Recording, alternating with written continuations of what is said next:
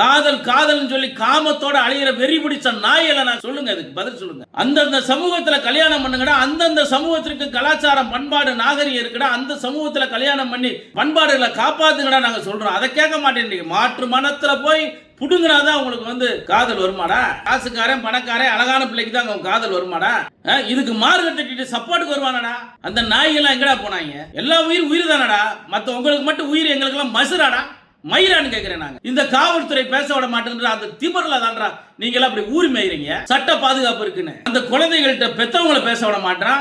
கூட்டிட்டு போய் என்ன செய்றீங்க? 3 மாசத்துல அந்த பிள்ளை சீரழிச்சு ரோட்ல விட்டுட்டு போயிருங்க. இதுக்கு தான் ஒவ்வொரு பெத்தவனும் நாங்க கதறோம். குடும்ப நல வழக்கு நடக்கக்கூடிய நீதிமன்றத்துக்கு போங்கடா. 80% காதல் கல்யாணம் பண்ணவன் நீதிமன்றத்துல வந்து நிக்கிறான். அப்புறம் என்ன மயிருக்குடா நீங்க எல்லாம் காதலிக்கிறீங்க? காதலிச்சு அதுல சுபபமா அனுபவிச்சு விட்டுட்டு ஒரு சாதியை நாங்க அசிங்கப்படுத்தணும்னு சொல்லிட்டு நெஞ்ச தூக்கிட்டு வெளியே வந்து திரியிறது, இதெல்லாம் ஒரு பொழப்பாடா? வீட்டு பொம்பளையில செஞ்சா நீங்க ஏத்துக்கிறீங்களா? அந்த பிள்ளைகளை கடுத்து நாசம் பண்ணி ரோட்ல விட்டுட்டு பேரம் பேசி 50 லட்சம் தாரேன் 20 லட்சம் தாரேன்னு வாங்கி 3 மாசம் கழிச்சு விட்டுட்டு போயிடுறீங்க. அதான் அவங்க தோழர் திருமாவளவன் சொல்றாரு, நம்ம எப்படி கசக்கி போட்டாலும் அதை நாங்க கூட்டிட்டு போய் குடும்பம் நடத்துறோம்னு சொல்றான். இவன் தான் இவனோட சாதி புத்தின்றாரு. தவறான காதல் விலையில வெறி நாய்கள் ரோட்ல நடமாடுது. அந்த வெறி நாய்கள் வேட்டைக்கு நீங்க ஆளாயிராதீங்கன்னு சொல்லி மகாவிஷ்ணுன்னு ஒரு தம்பி வந்து பள்ளிக்கூடத்துல பேசினதுக்கு இந்த அன்பில் மகேஷ் பொய்யாமலி எம்பிட்டு டான்ஸ் ஆடுனேன், ஏரியாக்குள்ள வந்துட்டு போயிட்டு உன்னை விட மாட்டேன்னு சொல்லி அந்த மகாவிஷ்ணுவை எத்தனை தடவை நீ சிறைச்சாலையில வச்சு சித்திரவதை பண்ண. ஆனா இன்னைக்கு கொலை நடந்திருக்கு. வாயை மூடிக்கிட்டு பொத்திக்கிட்டு உட்கார்ந்துருக்கார் அமைச்சர். இது வரைக்கும் இந்த தமிழ்நாட்டில் காதலிக்க மறுப்பதால் 21 கொலை செய்யப்பட்டிருக்குது. அது ஒரு குறிப்பிட்ட சமுதாயத்தின் இளைஞர்களால, எல்லா இளைஞர்களையும் சொல்லல. பாடசாலையிலே காதலுக்காக படிச்சு பயிற்சி பெற்று வரக்கூடிய இளைஞர்களை நான் சொல்றேன். ஒரு கொலை நடந்துருச்சுன்னா அவங்க பெத்தவங்களை எஃப்ஐஆர்ல சேர்க்கணும், அவங்களுக்கு குண்டாஸ் போடணும், அவங்க வாழ்க்கையை அழிக்கணும் திட்டம் தீட்டி வேலை பார்க்கறதுல இந்த ஊடகம் வேசி ஊடகம், அந்த வேசி ஊடகம் இது வரைக்கும் இதை எதை பத்தியும் பேசல. ஆணவ கொலைக்கு நீங்க டிபேட் நடத்துறவங்கள இந்த கொலைக்கு என்ன பேர் வைப்பீங்க? நீங்க திரைப்படம் என்ற பேர்ல 2 நாய்ங்க படம் எடுக்குது பாரு, அவனுக்கெல்லாம் மரியாதையே கொடுக்க கூடாது. இந்த 2 நாய்ங்க பண்ற வேலைனாலதான் ரஞ்சித், இந்த மாரி செல்வராஜ், இந்த திருமுருகன் காந்தி, இந்த தோழான் துருக்கான் தொண்டா இவெல்லாம் எங்கடா போனீங்க? ஒரே சமூகத்தை இந்த பட்டியலினத்தை சேர்ந்தவங்க 2 பேரும் காதலிச்சு கல்யாணம் பண்றாங்க, அங்கேயும் கொலை நடக்குது, அதையும் பொத்திட்டு வேடிக்கை பாக்குறீங்க. ஆனா ஒரு குறிப்பிட்ட சமுதாயத்துல கொலை செய்யப்பட்ட ஆடுறீங்க. தமிழ்நாடே தலைவிரிச்சு ஆடு. புரட்சியாளர் வந்துடுறான், எல்லா தலைவரும் போய் வட்டம் விடுறீங்க. நான் கொலையை நியாயப்படுத்தி பேசல. கொலை நடந்திருக்கு. அந்த பிள்ளையை ஃபர்ஸ்ட் எய்டு பண்றது கூட அங்க ராமேஸ்வர தீவுல ஒரு ஹாஸ்பிட்டல் இல்ல. திராவிட மாடல் ஆட்சியில ஒரு ஹாஸ்பிட்டல் இல்ல. எதுக்கு எடுத்தாலும் ராம்நாடு போங்க, ராம்நாடு போனா அப்புறம் புடுங்குறதுக்கு அங்க ஆஸ்பத்திரி இருக்கு, புடுங்குறதுக்கு அங்க டாக்டர் இருக்கான். அங்க எதுக்கு நீங்க செலவு பண்றீங்க? 1 மணி நேரத்துக்கு முன்பாக போயிருந்தா அந்த குழந்தை பொழைச்சிருக்கும்ல. அந்த ஆஸ்பத்திரியில இருந்து ராம்நாடு கொண்டு போல ஆம்புலன்ஸ் இல்ல, பைக்ல கொண்டு போயிருக்காங்க, செத்து போச்சு.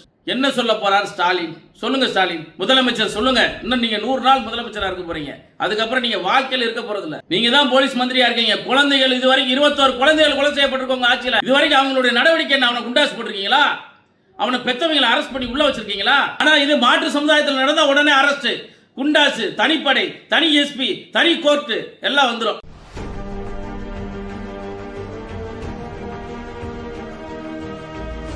எல்லோருக்கும் வணக்கம். நான் திருமாரஞ்சி பேசுகிறேன்.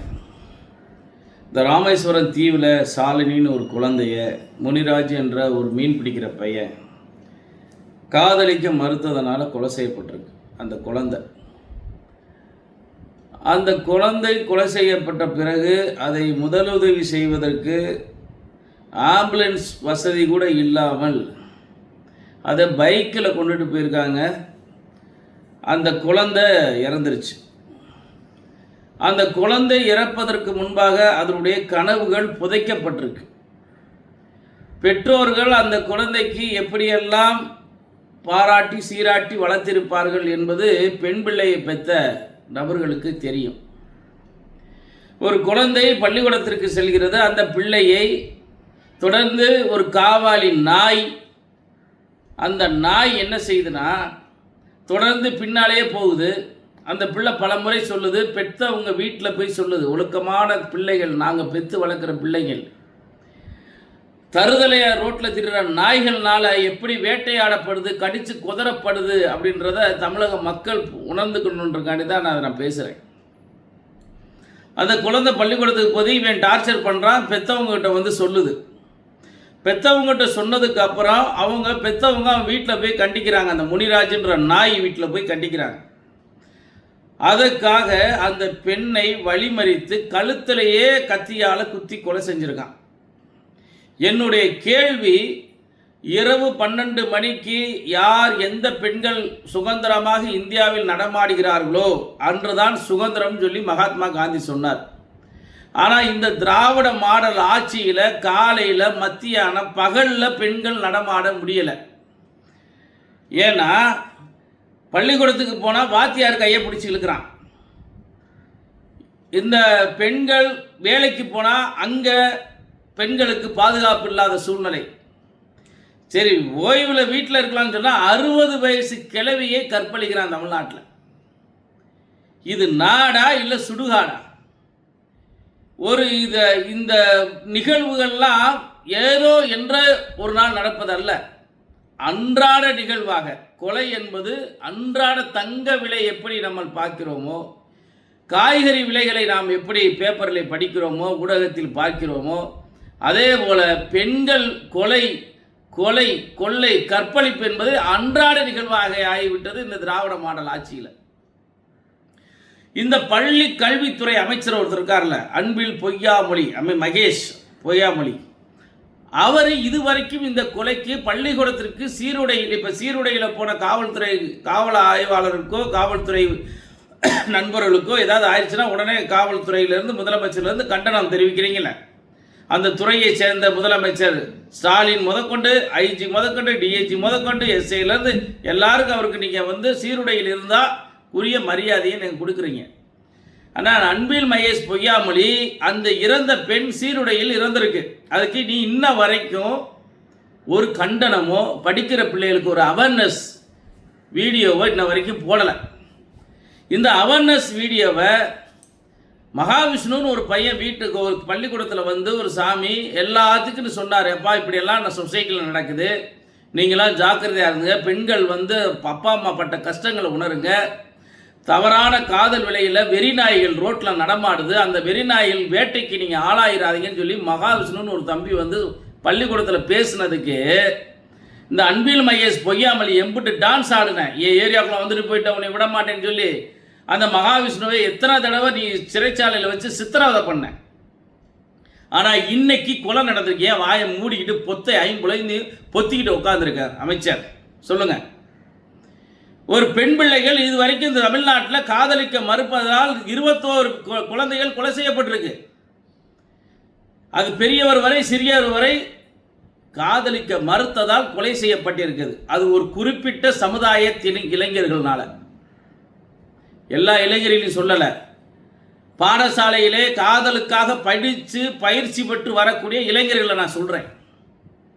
ஒரு கொலை நடந்துருச்சுன்னா அவங்க பெற்றவங்களை எஃப்ஐஆரில் சேர்க்கணும், அவங்களுக்கு குண்டாஸ் போடணும், அவங்க வாழ்க்கையை அழிக்கணும்னு திட்டம் தீட்டி வேலை பார்க்கறதுல இந்த ஊடகம், வேசி ஊடகம், அந்த வேசி ஊடகம் இது வரைக்கும் இதை எதை பற்றியும் பேசலை. திமுகவின் கைக்கூலியாக இருக்கக்கூடிய வேசி ஊடகங்களை சொல்கிறேன். பாலிமர் சேனல் மட்டும்தான் இந்த செய்தியை வெளியே கொண்டு வந்துச்சு. வேறு எந்த சேனலும் இதை கொண்டு வரல. எந்த சேனல்லையும் டிபேட் நடத்தலை. ஆணவ கொலைக்கு நீங்கள் டிபேட் நடத்துகிறவங்கள இந்த கொலைக்கு என்ன பேர் வைப்பீங்க? நீங்கள் இந்த பெண் பிள்ளைகளை கொலை செய்கிறவனுக்கு பேர் என்னடா வைப்பீங்க? நீங்கள் கேட்குறேன், என்னடா வைப்பீங்க? இத்தனை குழந்தைகளை கொலை செய்கிறானே, இதுக்கு பேர் என்னடா? இந்த பிள்ளைக்கு சாவுக்கு என்னடா காரணம்? காதலிக்க மறுத்ததுனால. தமிழ்நாட்டில் எல்லா பிள்ளைகளுக்கும் இந்த டார்ச்சர் இருக்கு. ஒரு சில நாடக காதல் கூட்டத்தால். ஆனால் திரைப்படம் என்ற பேரில் 2 பேர் படம் எடுக்கிறான் பாரு, 2 நாய்ங்க படம் எடுக்குது பாரு, அவனுக்கெல்லாம் மரியாதையே கொடுக்கக்கூடாது. இந்த 2 நாய்ங்க பண்ணுற வேலைனால தான் ரஞ்சித்து, இந்த மாரி செல்வராஜ், இந்த திருமுருகன் காந்தி, இந்த தோளான் துருக்கான் தொண்டான் இவெல்லாம் எங்கடா போனீங்க? இதே ஒரே சமூகத்தை சேர்ந்த பட்டியல் சமூகத்தை சேர்ந்தவனை கொலை பண்ணுறான், அதுக்கும் பொத்திக்கிறீங்க வாயை.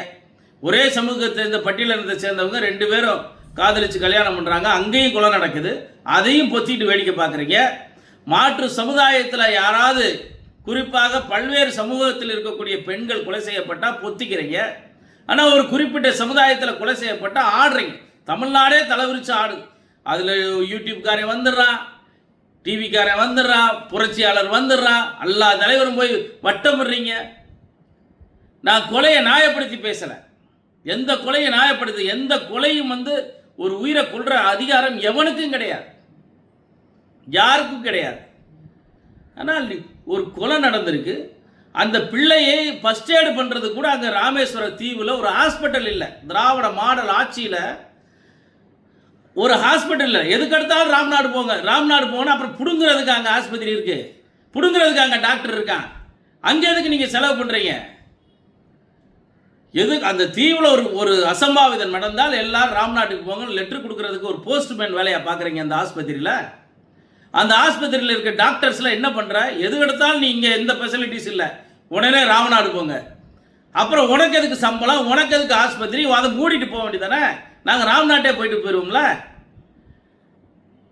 ஒரு மணி நேரத்துக்கு முன்பாக போயிருந்தால் அந்த குழந்தை பொழைச்சிருக்கும்ல. அந்த பிள்ளைய ஆஸ்பத்திரிக்கு கொண்டுட்டு போகிற வழியில் அந்த ஆஸ்பத்திரியிலிருந்து ராம்நாடு கொண்டு போன ஆம்புலன்ஸ் இல்லை, பைக்கில் கொண்டு போயிருக்காங்க, செத்து போச்சு. அந்த குழந்தையினுடைய எதிர்காலம் சாவதற்கு முன்பாக அந்த குழந்தையினுடைய எண்ணங்கள் என்ன மாதிரிலாம் இருந்திருக்கும். கடைசி நேரத்தில் தான் தந்தையை பார்க்க முடியலேன்னு அந்த உயிர் ஏங்கியிருக்கும், தாயை பார்க்க முடியலேன்னு சொல்லி அந்த உயிர் ஏங்கியிருக்கும், உடன் பிறந்த உறவினர்களை பார்க்க முடியலன்னு சொல்லி அந்த உயிர் ஏங்கியிருக்குமா ஏங்கியிருக்காதா? சொல்லுங்கடா. காதல் காதல்னு சொல்லி காமத்தோட அழிகிற வெறி பிடிச்ச நாயில நான் சொல்கிறேன், கேளுங்க, சொல்லுங்க, அதுக்கு பதில் சொல்லுங்க. பிடிக்கலைன்னா விலகி போகணும்டா. ஆனால் உங்களுடைய வேலை அது இல்லை, நீங்கள் விலக மாட்டீங்க. ஏன்னா உங்களுக்கு பயிற்சி அளிக்கப்படுது, உங்களுக்கு பயிற்சி அளிக்கப்பட்டு இந்த பெண்களை ஏமாத்துறதுக்கு பயிற்சி அளிக்கப்படுது. நீ எப்படி போவ? அப்படி போனால் உனக்கு செலவு பண்ண ஆசான் உன்னை விட்டுருவானா? ஒரு பிள்ளைய கூட காதலிச்சு கல்யாணம் பண்ண முடியல, உனக்கு இவ்வளோ நான் செலவு பண்ணுறேன்னு சொல்லுவானா மாட்டானா? மனசாட்சி வேணாமாடா? ஒரு குழந்தைய கொள்றீங்க, ஒருத்த வாயை திறக்கலையடா, ஒரு பேப்பரில் வரலையடா, ஒரு டிவியில் வரலையடா. பட்டப்பகலில் ஒரு குழந்தைய கொலை செய்கிறான், அந்த குடும்பம் கதறது, அந்த பெத்த வயிறு எரிகிறது. நான் ஒரு பிள்ளையை பெற்றன்ற முறையில் சொல்கிறேன்டா, நாங்கள்லாம் குழந்தைய பெற்ற தகப்பென்ற முறையில் சொல்கிறோம். பகிரே எரியுதுடா. ஒரு அமேசான் காட்டில் கூட பசி எடுத்தாதான்டா வேட்டையாடுது விலங்குகள்லாம். ஆனால் நீங்கள் பசி எடுக்காமையே உங்கள் திமிருக்காகவும் சாதி வெறிக்காகவும் சாதியை உச்சத்தில் கொண்டு போகணுன்றதுக்காண்டியுமே ஏன்டா அப்படி வெறி பிடிச்சி சாதி வெறி பிடிச்சி அலையிறீங்க? அந்தந்த சமூகத்தில் கல்யாணம் பண்ணுங்கடா, அந்தந்த சமூகத்திற்கு கலாச்சாரம் பண்பாடு நாகரிகம் இருக்குடா, அந்த சமூகத்தில் கல்யாணம் பண்ணி பண்பாடுகளை காப்பாற்றுங்கடா நாங்கள் சொல்கிறோம். அதை கேட்க மாட்டேன்றீங்க. மாற்று மனத்தில் போய் புடுங்கினாதான் உங்களுக்கு காதல் வருமாடா? ஏன்டா உங்கள் காதல் அசிங்கமான பிள்ளை பக்கம்லாம் வரமாட்டுது? காசுக்காரன் பணக்காரன் அழகான பிள்ளைக்கு தான் உங்கள் காதல் வருமாடா? வெக்கமாலையாடா உங்களுக்கு? இது காதல் இல்லடா, காமம், காம வெறி. காம வெறியின் உச்சத்தில் தான் இந்த கொலை நடந்திருக்கு. என்ன சொல்ல போறார் ஸ்டாலின்? சொல்லுங்க ஸ்டாலின், முதலமைச்சர் சொல்லுங்க. இன்னும் நீங்க 100 நாள் முதலமைச்சராக இருக்க போறீங்க, அதுக்கப்புறம் நீங்க வாழ்க்கையில் இருக்க போறதில்ல. சொல்லுங்க, இதுக்கு என்ன பதில் சொல்ல போறீங்க? நீங்க தான் போலீஸ் மந்திரி, நீங்க தான் போலீஸ் மந்திரியா இருக்கீங்க. குழந்தைகள் இதுவரைக்கும் 21 குழந்தைகள் கொலை செய்யப்பட்டிருக்கோங்க ஆட்சியில். இதுவரைக்கும் அவங்களுடைய நடவடிக்கை என்ன? அவனை குண்டாஸ் போட்டிருக்கீங்களா? அவனை பெற்றவங்களை அரெஸ்ட் பண்ணி உள்ள வச்சிருக்கீங்களா? ஆனா இது மாற்று சமுதாயத்தில் நடந்தா உடனே அரெஸ்ட், குண்டாசு, தனிப்படை, தனி எஸ்பி, தனி கோர்ட்டு எல்லாம் வந்துடும். ஆனா எங்க பிள்ளைய செத்தா, மாற்று சமூகத்தில் இருக்கக்கூடிய குழந்தைகள், மாற்று சாதியில் பிறந்த சமூக குழந்தைகள் செத்தா நீங்க என்ன நடவடிக்கை எடுக்கிறீங்க? அம்பேத்கர் இதைத்தான் சொல்லி கொடுத்துட்டு போனாரா? சட்டம் என்பது அனைவருக்கும் சமமானதுன்னு சொல்லிட்டு போனாரா இல்லையா? ஆனா நீங்க ஒரு சாராருக்கு மட்டும் சட்டம், மற்றவனுக்கு சட்டம் கிடையாது.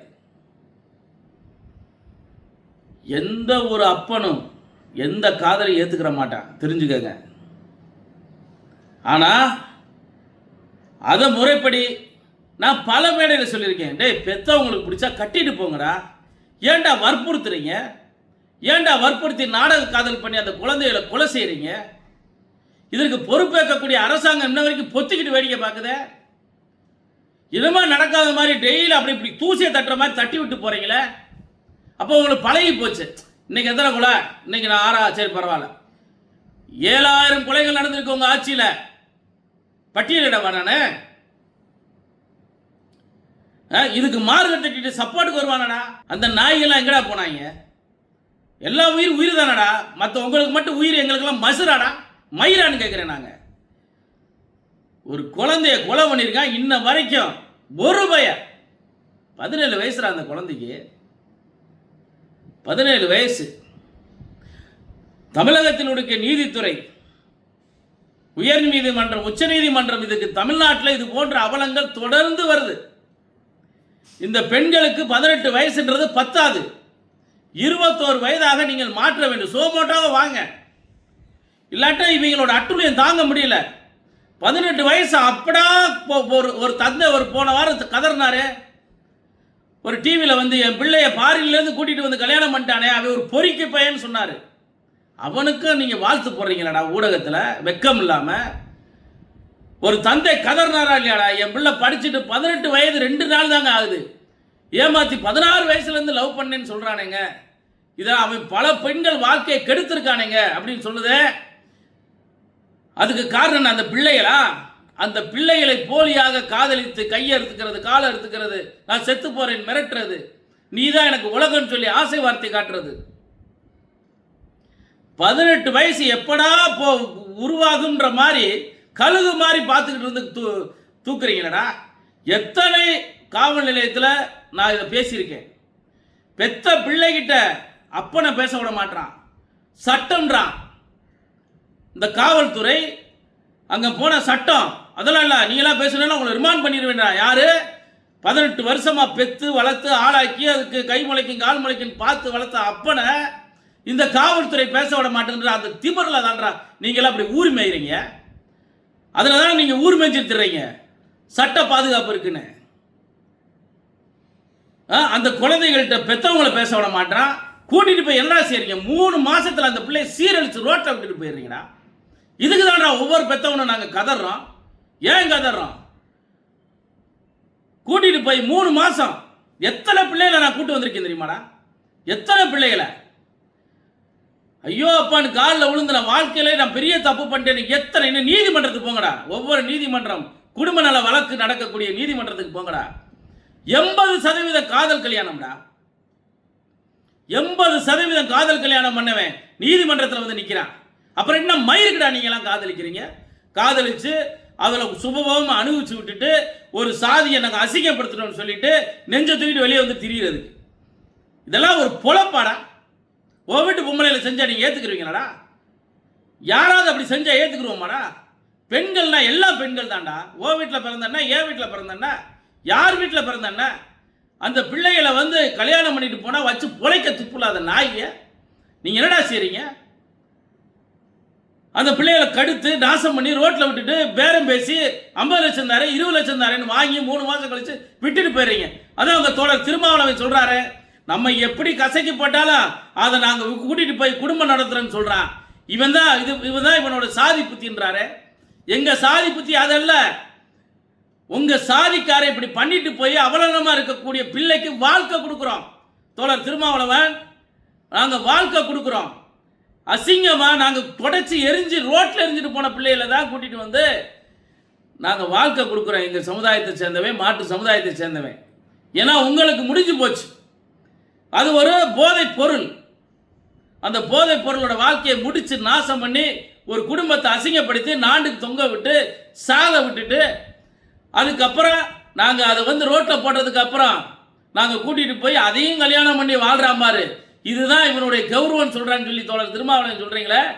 நீங்கள் கல்யாணம் பண்ணலை, உங்களுக்கு பிள்ளை குட்டி இல்லை. பிள்ளை குட்டியை வளர்த்து பிள்ளைகளை ஆளாக்கி உருவாக்கி பாருங்கள், உங்களுக்கு தெரியும் அதோட கஷ்டம்னா என்னன்னு. எல்லாம் வந்து இன்னைக்கு இந்த நாட்டில் நடக்கிற அக்கிரமத்துக்குலாம் யார் காரணம்? நல்லா யோசித்து பாருங்க. பெண் பிள்ளைகளை பெற்றவங்க கொஞ்சம் உஷாரா இருங்க. நம்ம காட்டில் கூட வாழ்ந்துடலாம், இந்த நாட்டில் வாழ முடியல. பெண் பிள்ளைகள டெய்லி பேசுங்க. பெண் பிள்ளைகளுக்கிட்ட நான் கோரிக்கையா வைக்கிறேன், வெளியே என்ன நடந்தாலும் அப்பா அம்மாட்ட சொல்லுங்க. சொல்லியுமே இங்கே கொலை நடக்குது. என்ன நடக்குது, ஏது நடக்குது, பள்ளிக்கூடத்தில் என்ன நடக்குது, உன்னை எவன் டிஸ்டர்ப் பண்ணாலும் அப்பா அம்மாட்ட தைரியமாக சொல்லுங்க. இனி இது போன்ற கொலைகள் தமிழ்நாட்டில் நடக்கக்கூடாது. பல கனவுகள் வெறும் காதல் என்ற காமத்தால் அழிஞ்சு போயிட்டு இருக்கு. மனசாட்சி உள்ளவன் நாம் பேசுறத புரிஞ்சுக்கிடுவான். இதுக்கு விதண்டவாதமா பேசுறவனால தான் இந்த நாட்டில் அழிவுகள் அதிகமாகிட்டே போயிட்டு இருக்கு. கலாச்சாரம் அழியுது. இப்பயும் நான் சொல்றேன், பெண் பிள்ளையை பெத்தவனோட அப்பனுக்கு பிடிச்சா கட்டிட்டு போங்கடா. கொலை பிடிக்கலன்னா விட்டுட்டு போங்கடா. கொலை ஏண்டா பண்றீங்க? தமிழக அரசாங்கம் இதற்கு முழு பொறுப்பேற்க வேண்டும் என்று சொல்லி விடைபெறுகிறேன். நன்றி, வணக்கம்.